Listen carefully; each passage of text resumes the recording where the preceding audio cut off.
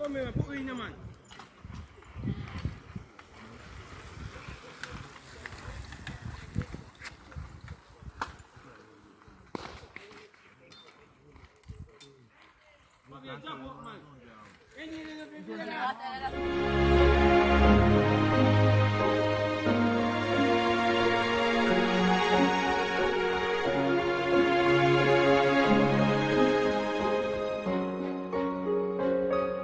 So when I was 11, my mother brought me to this really big house and said I was going to look for my aunt.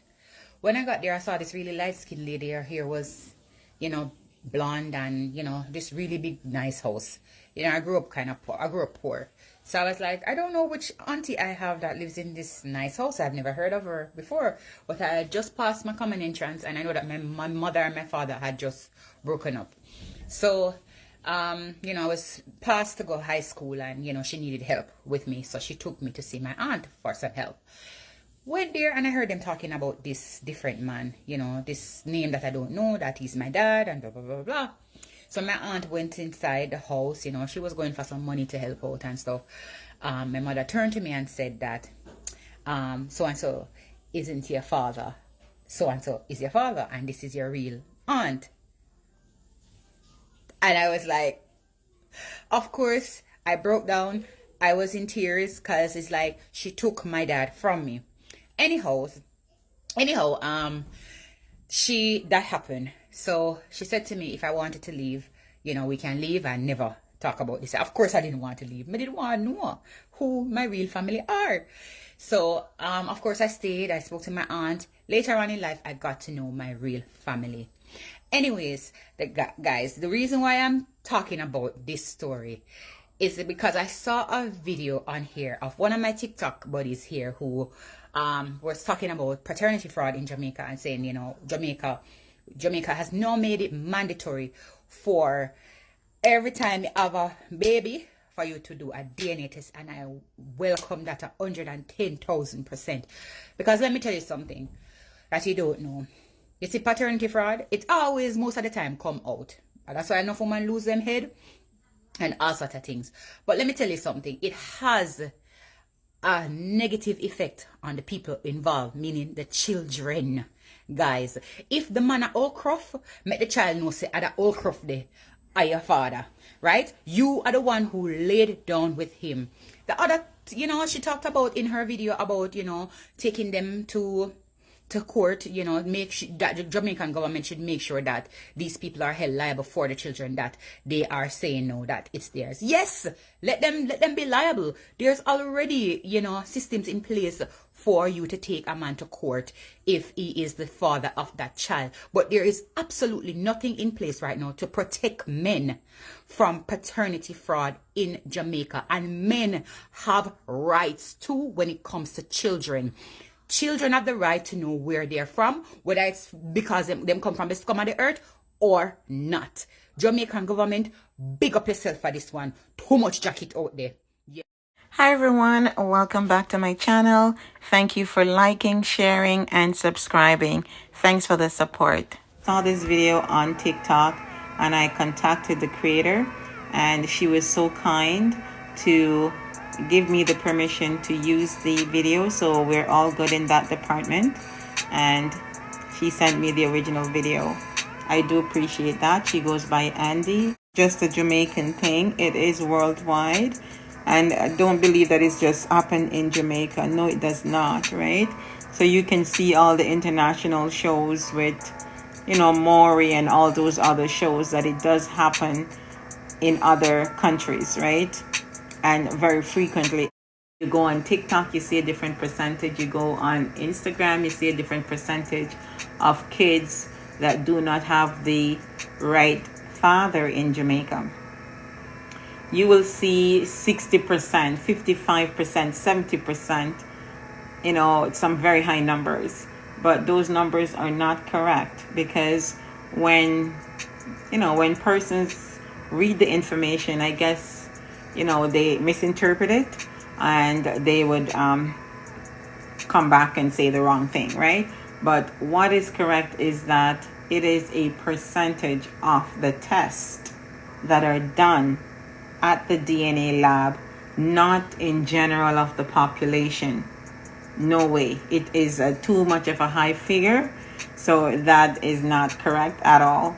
So say for instance, a particular DNA lab said up to 60% or close to 70% of the test that we are doing would come back as the father who is trying to confirm paternity, as that person not being the father.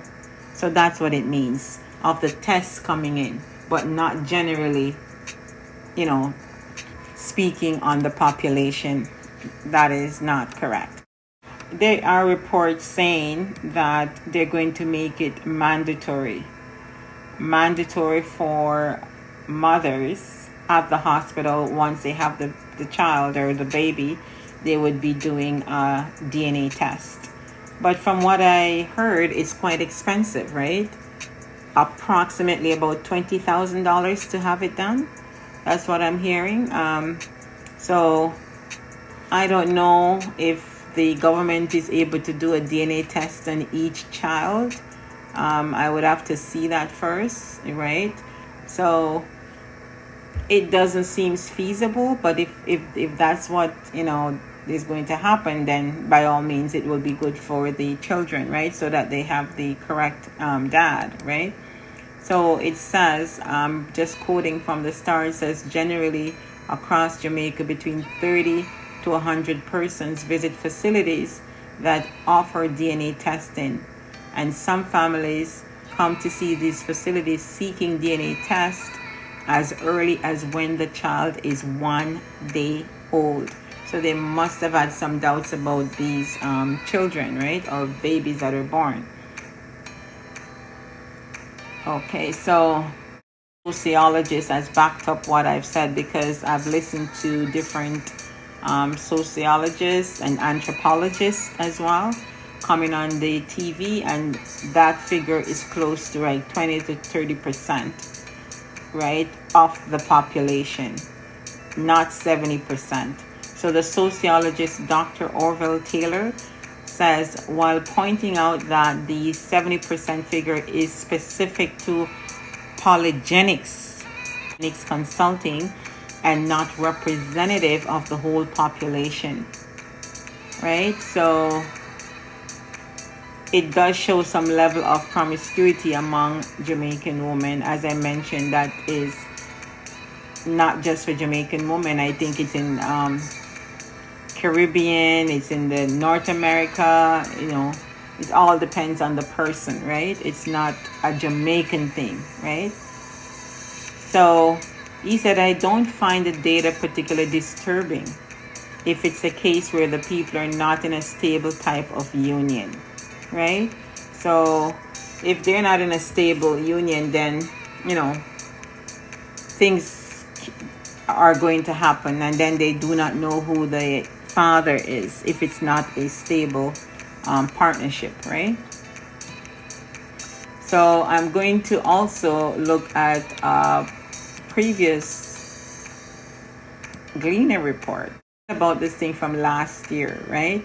So someone wrote a letter in to the Gleaner, and it says, please allow me to express my views on the issue of mandatory DNA paternity testing at birth for Jamaican children. The issue of paternity fraud, referred to in Jamaica as the jacket phenomenon, is a perennial problem in Jamaica and other parts of the world, right? Ironically, by a quirk of nature, some of these children are the spitting image of the real father, and people speak about these children in hushed tones, triumphantly declare that what's done in the darkness must come to light, and other such pronouncements. So there are songs about this phenomenon like Shame and Scandal in the Family. This is a real societal problem that manifests itself in various ways. At the root of this problem is infidelity, promiscuity, and deception by both men and women. Some women are taken advantage of by influential men in society who forbid these women to call their names, right? So there's a lot of issues it's not cut and dried, right? And then it says legislating mandatory DNA paternity testing at birth is a good thing for the Jamaican society. Both men and women will be far more responsible in their conduct. So this would probably be a good thing. Men are the victims of paternity fraud, but the real victims are the children. Every child has a right to know who his biological parents are. Settling the paternity of a child at birth is best for the nation. Some ugly truths will be revealed, but we will be able to prevent unnecessary suffering, right? Let the man be sure that the woman's baby is his and not just maybe. So we always know that the mom is the mother, but there's, always this question mark, right? Percentage of the time, most of the expenses are left on the woman. So they try to find a dad who they think would be able to take care of the child, right? And it doesn't always work out. There's a lot of unstable relationships, and there's not a lot of marriages, and people are not living together. They do live apart. So it's a little bit unsettling. It's a visiting type of relationship, right? And when you have that, there's always issues there. This is going way back, way back, and we have a lot of people now getting married and in settled relationships. But then again, they're saying that I would say for the most part, if you're married and in a relationship, it's usually a calmer situation than you're visiting each other and you see each other now and again, or see each other on weekends, and this person is going out on that person, So it's that topsy-turvy thing way back when they didn't want or for parents to get married, and they would just be hopping about from one estate or one plantation to the other. It is very complicated, the culture that we have in Jamaica and the Caribbean as well, because one, we were told that the slaveholders would encourage the men who were able-bodied. They had all the attributes that they would be looking for in children that they will be working also to death, right? So they have to be strong, able-bodied, a top physique. These attributes could be copied over, from their DNA to the children, right? So they would look at those men and have them sire children with the woman. They would actually pick those men, right? And those men would be taken from one plantation to the other, because the plantation holders would request those top, quote unquote, breeders to come to their property as well. It is very complicated.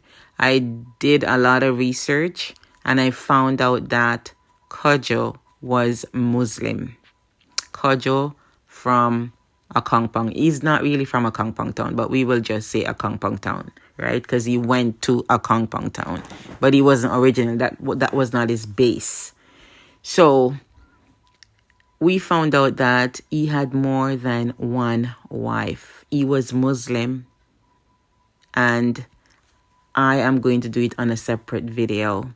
So they came with their cultures as well. A lot of West Africans are Muslims and they have many wives. That's their culture.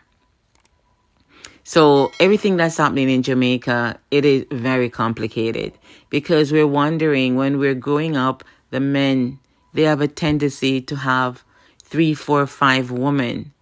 And that is coming from those days as well, right? Things complicated.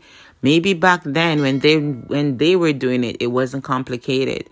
But in the modern Jamaican society, it becomes very complicated, because these men cannot take care of all these children. And these children are left behind, uneducated, unfed, unclothed. not being taken care of, not being protected, right?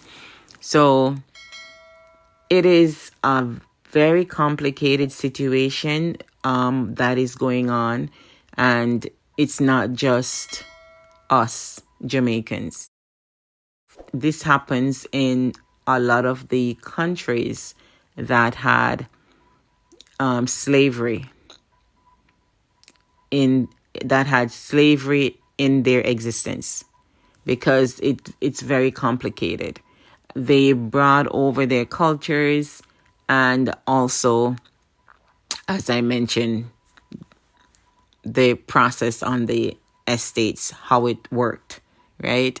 So just imagine all of that compounding and going around in Jamaica. It's one man can have 20, 30 children with different women. And some of these children never get any fathering, and it just explodes from there, right? And it's a cycle. Just put it this way: it is a cycle. You did not get any fathering. There's a lot of hurt, pain, neglect, and then you sire more children, and you keep repeating that same cycle is being repeated, because you did not get any love, attention, you weren't cared for, and it's the same thing. You'll just be replicating that behavior a lot of the times, how you were treated, right? So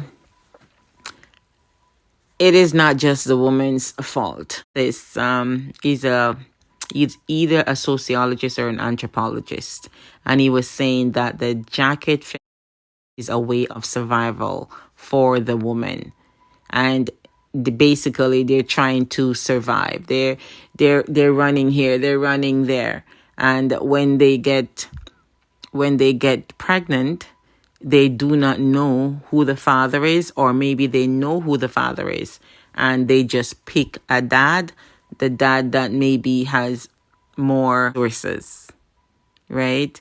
And that just complicates the situation even more.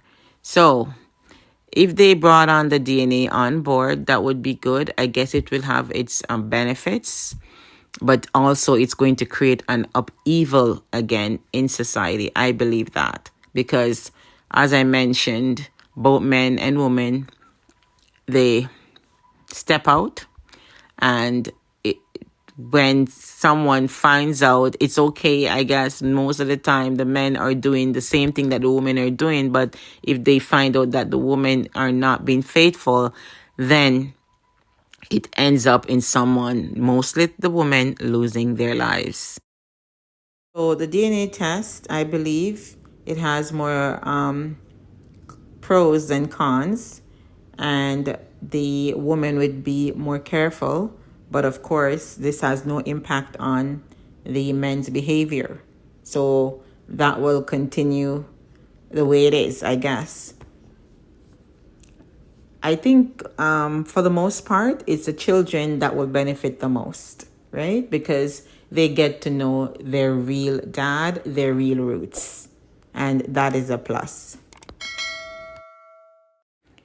So even if a DNA test is done and the child knows who their real dad is, if the child still has to be visiting the dad, getting money from the dad, getting resentful when the mom forces them to go get stuff or money from the dad, it's the whole family life, the whole structure, right? So we know it's not possible for on all occasions for mom and dad to be in the home, because realistically there will be single parents. But if you have, say, most of the parents, who help to bring that child into the world, in the home, looking after their welfare, their education, their needs, clothing, all of that, making sure that they're fed and all their needs are attended to, then you're going to get the same cycle repeated over and over again. Even if the child knows their dad and the dad is not taking on that responsibility, as a parent, or maybe just taking some of the responsibility, pushing money in the child's hand, but not really taking some of the responsibility, pushing money in the child's hand, but not really involved in the child's life as a parent, like a day-to-day role, then it's not going to make much of a difference. So both parents should be actively involved in the child's life. Check out my historical videos: 133 killed off the coast of Jamaica, Port Royal, Nanny's words spoken almost 300 years ago, and African words used in Jamaica today. Thank you so much for joining me on this video. Take care of yourself and others. Bye for now. See you on the next video. Remember to like, share, and subscribe.